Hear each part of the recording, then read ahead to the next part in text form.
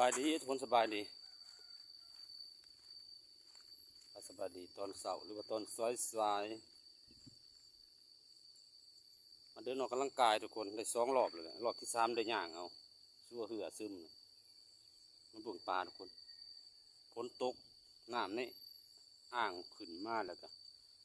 ปลามันก็รู้สึกว่ามันสิหวายแถวๆมันขอบๆจะเบิ่งน้ำกันเลยถ้าสบายดีทุกคนตากับซิมบวมเนี่ยจะเป็นจังไดการไม่ค่อยดีไปในส่วนไปเบิ่งน้ำกันคนเบิ่งปลาใช่เลยเห็นรอยมันบางอย่างเป็นผงๆน้ำจุลสีจำปา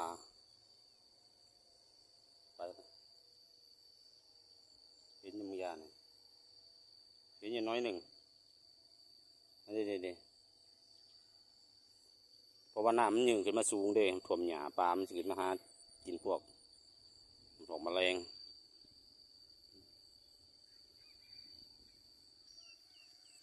ปลาเอาปลาตรงไงโ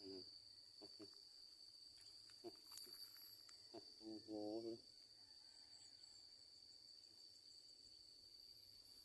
ปลาโอเคย่างรอต่อทุกคน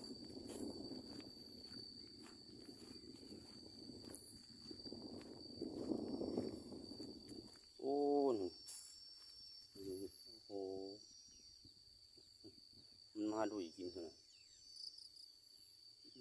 ชิลายตื่นได้ปลามันจะห่างเขาว้ายไปเลยกำลังจะเห็นตกใจปลาครับสีเหลืองปลาครับยังเขาเกิดบันน้ำเขาเกิดแล้ว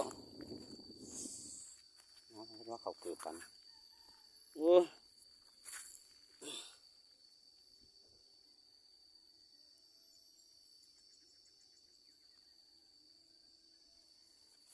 เขาเกิดแล้วครับนึง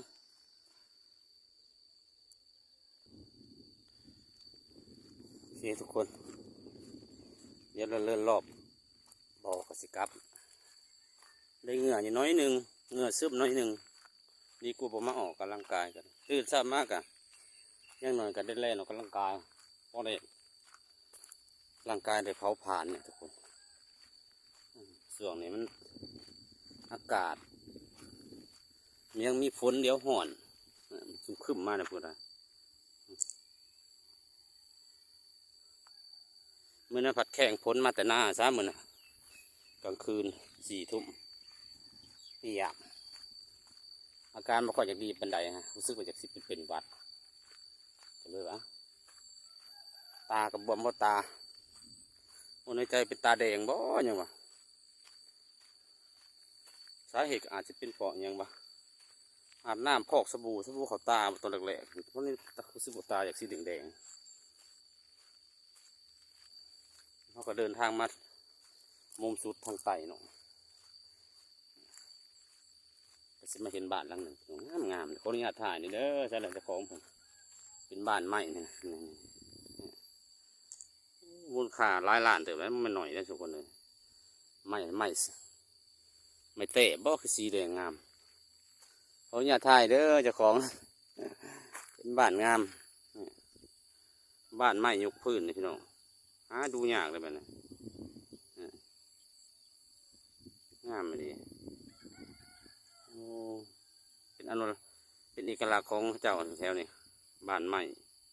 ยกพื้นมีไต่ถุนแบบนี้บรรยากาศดีทุกคนไก่ริมมันสวนสาธารณะบรรยากาศแบบได้วิวขนาดเลยสุดยอด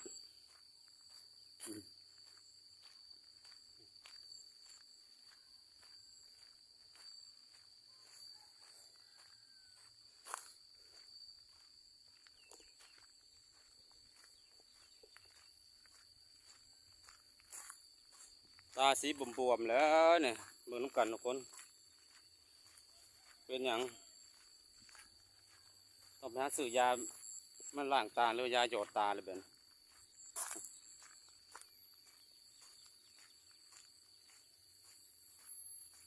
ว วิ่งได้2 รอบเนาะที่วิ่งกระแทกมาเนี่ย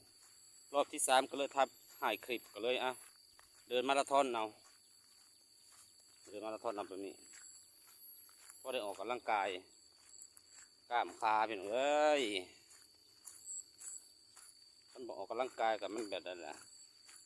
ตื่นเช้ามาเนี่ยมันสิแบบสุงลงสิงเลงอันออกกำลังกายเขาได้วิ่งมันก็รู้สึกว่ากระปิดกระเป๋ารู้สึกว่าร่างกายมีการเผาผลาญเนาะถึงเขาสิบ่ตุ้ยแล้วก็บ่พร้อมแต่กับมันก็ถ้าเขาออกกำลังกายมันก็จะมีผลดีต่อร่างกายหลายอย่างทุกคนก็แล้วแต่ความสะดวกของภายเล่าเนาะมีป้ายบ่งบอกห้ามลงลอยน้ำห้ามลงลอยน้ำเป็นบ่ให้ลงลอยบ่ให้จับปลาเลยนะมีขอบ่งห้ามหลายอย่างอยู่บรรยากาศดีพี่น้องมันคึมฟ้าคึมฝนอาจจะเป็นช่วงมรสุมช่วงนี้เนาะมรสุมช่วงเดือนปลายพฤษภาต้นมิถุนาหลายพื้นที่ก็ตกกาตกหมู่ทำไร่ทำนาทำสวนพี่น้องเองหอดฤดูกาลฝ่าฝนชลทานตกมากอะสุ่มซื่นนะพี่น้องเนาะเอาปลาอาหารต้นไม้ใบหญ้าเกี้ยวนอนล้นเส้นแนวกับมันนี่กับพ่อมีอย่างไรพี่น้องเอ้ยมาทักทายกันคือเก่าคือเดิมเด้อเนาะมาเดินออกกำลังกายแต่ว่าสวยเลยมันนี่7 โมงเนี่ยธรรมดาตื่นแต่6 โมงผมเลยครับพอได้ลุกเลยตื่นว่าย่างมันดินสวนสาธารณะก่อนนะย่างออกกำลังกายก่อนวะเดี๋ยวออกจากนี้จะไปเพื่อนนั่นพี่ชายก่อนไปส่องเบิ่งกับเพิ่นนอนหน้าบ่รู้อยู่ทางไหนไปวอร์มรถไปสตาร์ทรถเพิ่นอยู่โอเคทุกคน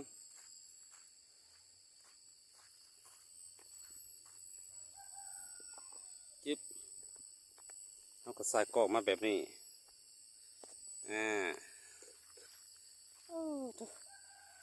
ต้นไม้ใบหญ้าเขียวครับพระFCท่านผู้ชมไปเบิ่งอันนี้เด้อพี่น้องเคยเห็นบ่เป็นสมุนไพรอย่างดีเลยนะสมุนไพรอย่างดีโอ้ยต้นยังไงเกลืออึกเกลืออึกเนี่ยเกลืออึกต้นมะเขืออึกหรือว่ามะเขือขนงามอันนี้เกิดธรรมศาสตร์มันลงในมันหล่นมาแต่ทางหลังสวนเพิ่นนี่ใช่ว่าท่านผู้ชมมาเบิ่งสมุนไพรที่หาบ่ยากแล้วก็หายากบางพื้นที่กับบ่มีนะพี่น้องอันนี้เกิดเองธรรมศาสตร์ต้นใบนี่ต้นใบหนาดนี่งามเลยนี่ธรรมศาสตร์สร้างมากต้นใบหนาดสมุนไพรธรรมศาสตร์ต้นใบหนาดเนี่ยเพิ่นสิเฮ็ดจังไดวะต้มใส่แม่ลูกอ่อนออกลูกใหม่อยู่พื้นอยู่ไฟจังไดนี่แหละเส้นต้มน้ำอาบหรือบอกก็ใส่อย่างเฝ้าเฝ้าไฟนอนอยู่ใต้ถุนโอ้เกิดแม่ได้เนี่ยมีรังแตนเนี่ยเห็นหมดทุกคนเนี่ยนี่รังแตนอันนี้เกิดแม่ได้กินข้าวไหม้ใบหนาดเนาะนี่ความเสื่อของแต่ละท้องที่กับเพื่อจะไปเป่าไปขอบไปถาดอย่างอื่นนะคนเห็ดคนล่องคนว่านี่แหละความเสื่อส่วนบุคคลว่าเพิ่นเอาใบหนาดนี่แหละไปขาบไปทอดไปถอดเนาะไปขาบไปถอดอันคนที่ว่าเสมอนี่ก็แต่ละพื้นที่เขาเจ้ากับความเสื่อคือกันคนเห็ดคนล่องคนเอาของใส่เอานี่แหละไปสูตรไปยังไปถอดไปขาบนี่เพิ่นเว้าเนาะตามภาษาชาวบ้าน